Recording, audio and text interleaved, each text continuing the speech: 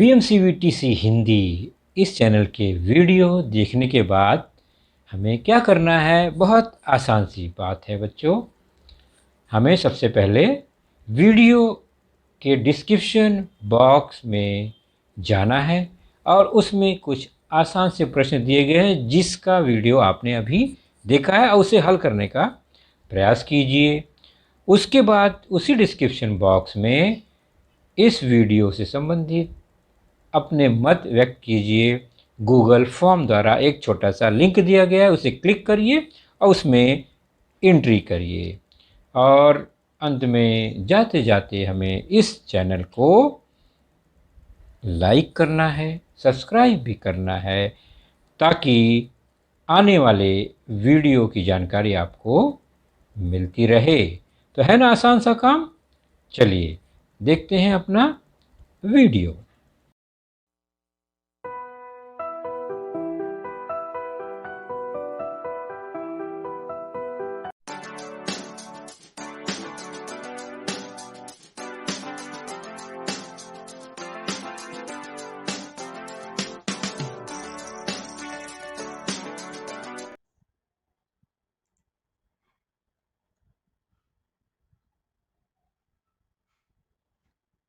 जैसा कि बच्चों आप स्क्रीन पर देख रहे हैं, आज की कक्षा है छठी और छठी कक्षा में हमारा जो विषय है वह है गणित।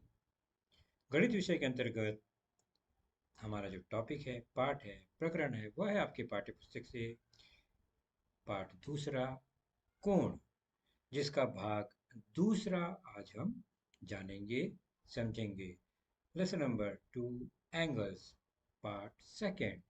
और जिसके अंतर्गत हमारा आज का जो मुद्दा होगा वह होगा कोण बनाने के संदर्भ में कंपास बॉक्स के साधन व उसके कुछ उपयोग। कोण का समुद्विभाजन, कोण के बराबर कोण बनाने के लिए कंपास बॉक्स के साधन का परिचय करेंगे और उनके उपयोग से रचना करेंगे। Get to know your compass box. और मैं हूं आपका वर्चुअल मार्गदर्शक Ajay Kumar Maurya, MCGM virtual classroom Dadar से। तो अपने इस लेसन पार्ट 2 में हमने अब तक क्या जाना? तो हमने कोण व कोण के प्रकार को देखा। हमने कौन कौन से कोण, कौन कौन से प्रकार को देखा, उसे भी देख लेते हैं। तो हमने सबसे पहले जाना कि वह कोण जिनकी दो भुजाओं के बीच कोई माप नहीं होता, यानी एक दूसरे के ऊपर होते हैं, उन्हें शून्य कोण कहते हैं। चांदे से नापेंगे तो इन दोनों भुजाओं के बीच में कोई भी कोण नहीं होगा, तो शून्य अंश का माप है, शून्य कोण नाम है। उसके बाद जिस कोण का माप 90 अंश हो जाता है, दो भुजाएं एक दूसरे पर लंब होती हैं उनकी, तो वो समकोण कहलाता है ना। ठीक 90 अंश का माप होता है उसका कोण का, तो वह समकोण होता है। अब ये शून्य और समकोण के बीच जितने भी माप है, शून्य से ज्यादा, 90 से कम, वे सभी माप के कोण को हम न्यून कोण कहते हैं। तो चाहे 1, 2, 3, 4 अंश से लेकर 85, 86, 85, 86, 89 या 90 से कम, 90 से कम वाले जितने भी कोण है वह न्यून कोण कहलाते हैं। तो न्यून कोण असंख्य होंगे, शून्य कोण एक ही होगा, सम कोण एक ही होगा जिसका माप 90 अंश होगा। ठीक उसी प्रकार अगला है पड़ाव 180 अंश का सरल कोण। दोनों भुजाएं एक सीधी रेखा बनाती हैं, कोण की दोनों भुजाएं। तो 180 अंश का माप होता है, चांदे से मापेंगे तो उसका नाम है सरल कोण। और उस 90 अंश यानी समकोण और सरल कोण के बीच जितने भी अंश हैं, वे सभी माप के कोण को हम अधिक कोण कहते हैं, ऑब्ट्यूज एंगल कहते हैं। तो ये जो अधिक कोण है वो भी असंख्य माप के हो सकते हैं, 90 से 180 अंश के बीच में। अगला पड़ाव है 360 अंश, पूरा वृत्त घूमकर आ जाएगा, इसे हम पूर्ण कोण कहते हैं, ये हमने देखा है, जिसका एग्जैक्ट माप होता है 360 अंश। और सरल कोण 180 और 360 पूर्ण कोण के बीच जितने भी माप हैं उन सभी कोणों को प्रतिवर्ती कोण रिफ्लेक्स एंगल कहते हैं। तो इस तरह से हमने कोण के 6 प्रकार को अपने पिछले लेसन में देखा। आज की चर्चा है अपनी इस आकृति को पहचाना, इस चित्र को पहचाना। यह चित्र है हमारे कंपास बॉक्स का, बिल्कुल सही पहचान। तो कंपास बॉक्स के प्रमुख जो साहित्य हैं उनको हम एक बार देख लेते हैं। यह कुछ त्रिभुजाकार रचना है। यह एक तरफ स्केल सेंटीमीटर में लिखा होता है और 3 कोण इसमें दिखाई देते हैं जिसे हम कहते हैं गोनिया। यह सामान्य तौर पर 2 प्रकार का होता है, सेट स्क्वायर यह, जिसमें दोनों त्रिभुज में एक कोण जो होता है वो समकोण होता है, दिखाई दे रहा है। बाकी शेष दोनों कोण में थोड़ा फर्क है। एक गुनिया ऐसा है जिसमें एक कोण 60 अंश का, एक कोण 30 अंश का आता है समकोण के अलावा, जबकि दूसरे गुनिये में दोनों कोण 45 अंश के हैं। तो इस तरह से 2 अलग अलग प्रकार की गुनिया हमारे कंपास बॉक्स में होता है। इसका उपयोग क्या है? तो इसका उपयोग है सीधे सीधे 30, 60 या 90 या 45 अंश के कोण को बनाना। इसकी सहायता से कैसे बनाएंगे?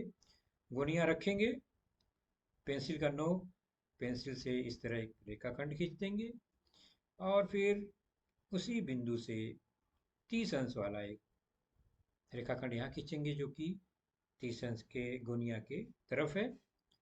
गोनिया हटा लेंगे तो यह बन गया 30 अंश माप वाला एक कोण। तो इसी प्रकार इस गुणिये से 30 अंश का, दूसरी ओर 60 अंश है वो बना सकते हैं, और दूसरे गुणिये में 45 है तो उसको बना सकते हैं। 60 अंश के लिए हम इस तरह से रचना करेंगे। 60 अंश को रखेंगे आधार की ओर एक भुजा, और दूसरी जो भुजा है इस तरह से खींच देंगे, दोनों शीर्ष जुड़ जाएगा और गुणिया हटाने पर बन जाएगा 60 अंश का कोण।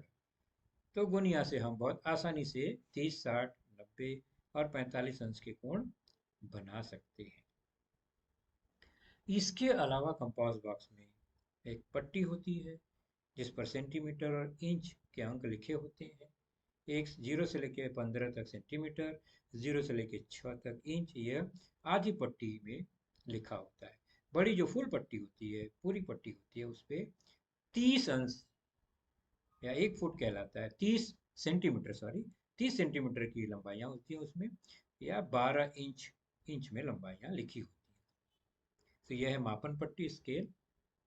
दूसरा है कोण मापक, चांदा, डी, अलग अलग नाम है इसका। कोण नापने के लिए इसका उपयोग होता है। और फिर पेंसिल, ये प्रमुख साधन है कंपास बॉक्स में। इसके अलावा आपने 2 धातु के नुकीले लंगड़े कुछ वस्तु देखे हैं। एक है जिसके दोनों टांग सलामत हैं, नुकीले हैं, एक जैसे हैं, इसे कहते हैं विभाजक। और दूसरा है एक टांग टूटा हुआ लंगड़ा प्रकार, या हम गोला प्रकार, क्योंकि हम इससे गोल बनाते हैं, कंपास कहलाता है। गोला प्रकार या सिर्फ प्रकार। तो ये प्रमुख साधन है जिसमें विभाजक और गोला प्रकार का क्या क्या उपयोग है उसे देख लेते हैं। विभाजक के दोनों ओर नुकीला भाग है। तो ये जो होता है, दो बिंदुओं के बीच की एक सीमित दूरी तक यह नापने के लिए, जैसे कि ए और बी 2 बिंदु हैं, इनके बीच की दूरी कितनी है, तो हम इस तरह से रखकर नाप लेंगे। और यही अंदाजा फिर हम किस पर रखेंगे, नुकीले इस विभाजक को, पट्टी के शून्य से जहां तक जाएगा ये उतना नाप होगा। यहाँ पर दिखाई दे रहा है कि ये 7 तक पहुंचा शून्य से, अर्थात ए और बी के बीच की जो दूरी है वह है 7 सेंटीमीटर। तो विभाजक की सहायता से इस तरह से हम दूरियां नाप सकते हैं, इसको सरका के सेट करके। आगे चलते हैं। अगर हमें रेखाखंड बनाना है तो हमने कक्षा 5वीं तक रेखाखंड बनाया है। मान लीजिए रेखाखंड ए बी 8 सेंटीमीटर खींचना हो तो हम क्या करते हैं? तो हम क्या करते हैं, सीधा पट्टी लेते हैं, पट्टी को अपने नोटबुक पर रखते हैं, नोटबुक पर रखकर शून्य पर एक बिंदु बनाते हैं और 8 सेंटीमीटर खींचना है तो 8 कहाँ है वो खोजते हैं। तो शून्य पे रखकर जहाँ 8 है वहां पर हम बिंदु से मिला देते हैं। इस तरह से यह एक रेखाखंड बन गया और इसकी लंबाई 8 सेंटीमीटर है क्योंकि हमने माप कर ही बनाया इसे। तो रेख ए बी बराबर 8 सेंटीमीटर। तो आप लोग भी बच्चों अपने कंपास, अपने पेंसिल, अपने प्रकार, पट्टी, चांदा तैयार रखिए और जैसे जैसे हम रचना करेंगे वैसे वैसे आप भी करते जाइए। तो आज हम क्या सीखेंगे? तो आज हम सीखेंगे कि प्रकार की सहायता से किसी कोण का समद्विभाजक खींचना। मतलब कोण कोई भी माप का हम बना लेंगे बिना चांदे के मापे, बिना कोण मापक के नाप के, फिर उसी कोण को हम दो भागों में बांटेंगे, समद्विभाजक खींचेंगे। किसकी सहायता से? तो गोला प्रकार, पट्टी, पेंसिल की सहायता से। और दूसरी रचना हमारी होगी कि एक कोण दिया गया है, उसी कोण के बराबर दूसरा कोण अगर हमें बनाना हो तो किस तरह हम प्रकार, पट्टी की सहायता से, स्केल की सहायता से, पेंसिल की सहायता से हम ये बनाएंगे। तो चलिए आप लोग भी रेडी हो जाइए अपने साधन को लेकर। तो सबसे पहले हम एक कोण बनाएंगे और उसका समद्विभाजक खींचेंगे। शुरू करते हैं। तो कोई भी एक कोण बनाते हैं, उसका नाम ए बी सी रखते हैं और बनाते हैं एक कोण। चलिए मैं पट्टी से बिना किसी माप का यानी कोण मापक के बगैर हम एक इस तरह से कोण को बनाते हैं। हमने दोनों भुजाएं खींच दी, किरण के रूप में तीर का निशान लगा दिया तो किरण बन गई।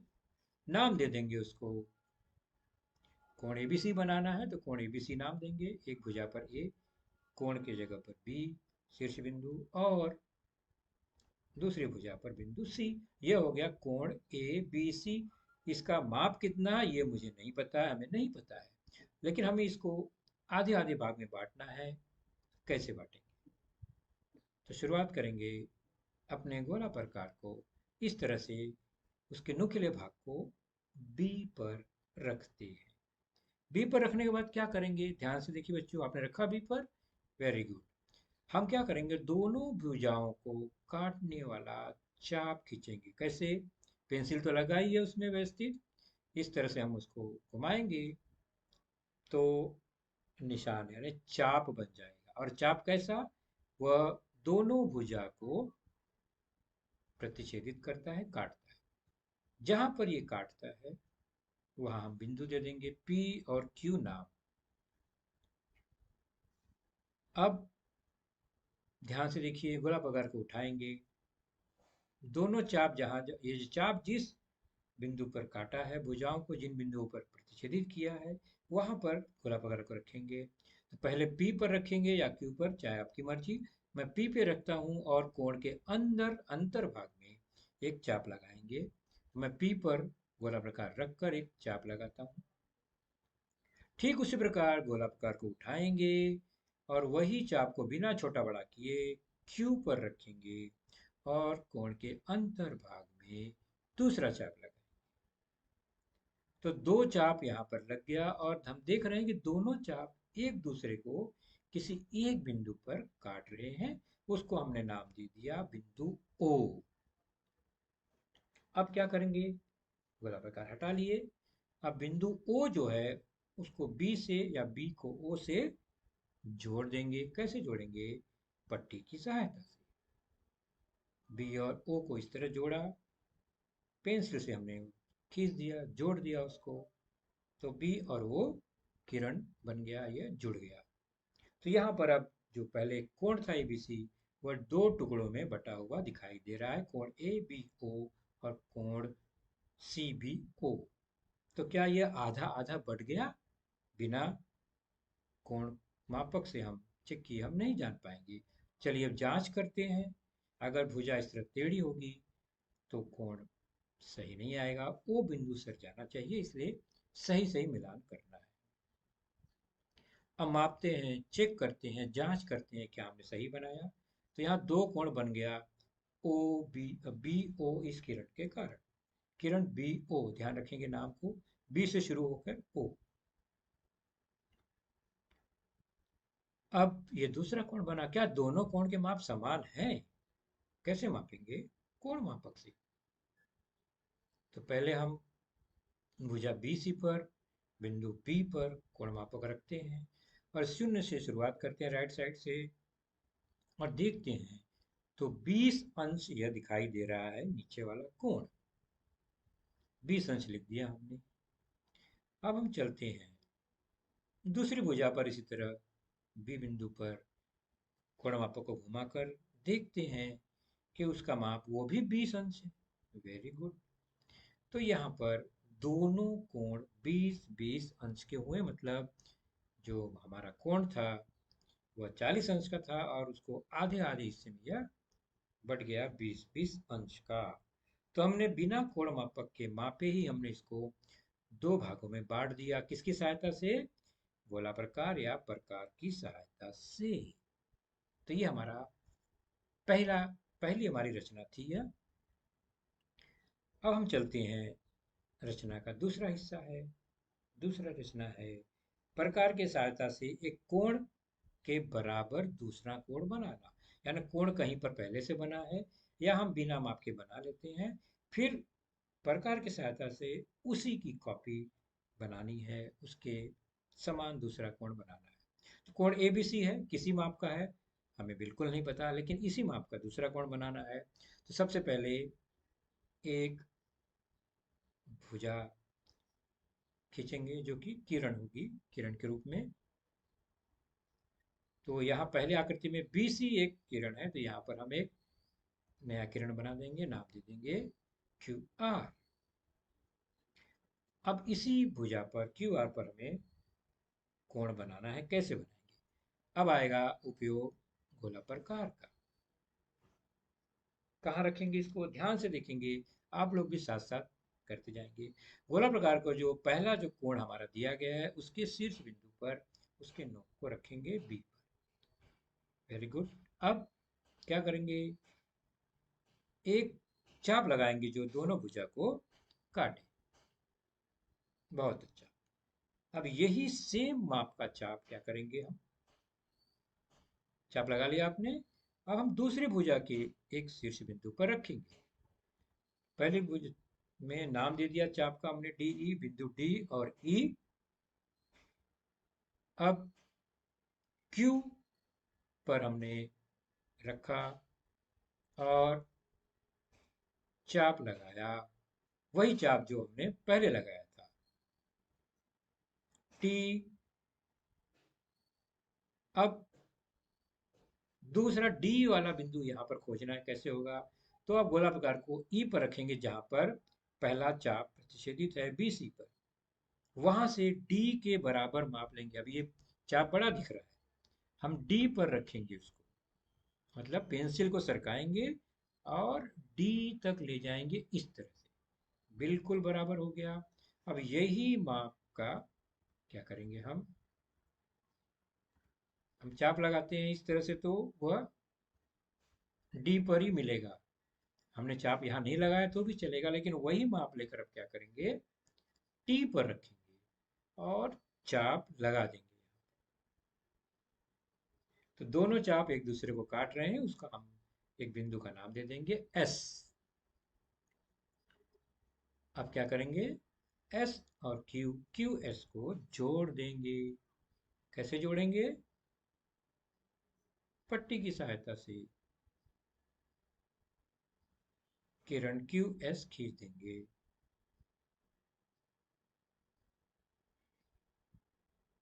तो इस तरह से यह एक नया कोण बन गया। अब देखते हैं क्या जो पहले का कोण है वह और जो हमने अभी नया कोण बनाया है वह दोनों बराबर हैं। कैसे चेक करेंगे? तो दिए गए कोण को हम कोण मापक से नापेंगे। हमने जो कोण बनाया उसको भी नाम दे देंगे, हमने PQR नाम दिया नए कोण का। अब हम चेक करते हैं कोण मापक से। सबसे पहले पहले दिए गए कोण पर हम चांदा रखेंगे B शीर्ष बिंदु पर और देखेंगे यह कोण है कितने अंश का, 40 अंश का। बहुत अच्छा। आपका अलग हो सकता है, आप किसी और माप से बनाएंगे तो आपका अलग होगा। देखते हैं जो हमने नया कोण बनाया वह कितने अंश का है, और हम देख रहे हैं कि वह भी 40 अंश का ही है। इस प्रकार हमने बिना कोण मापक से मापे ही दिए गए कोण के बराबर हमने दूसरा कोण बना लिया। तो है ना जादू, ये बिना मापे ही हमने कोण बना लिया और कोण को समद्विभाजित भी कर लिया।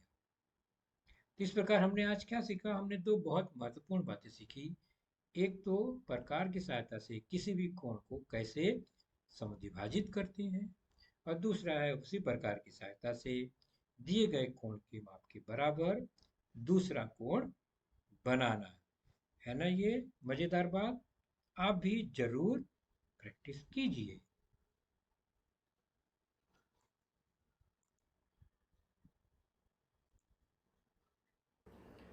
तो बच्चों, आपने देखा आज का लेसन, उसके प्रमुख मुद्दों को ध्यान से बार बार दोबारा देखकर समझने का प्रयास कीजिए, क्योंकि एक बार देखने पर किसी को भी वो पूरा मुद्दा समझ में नहीं आता।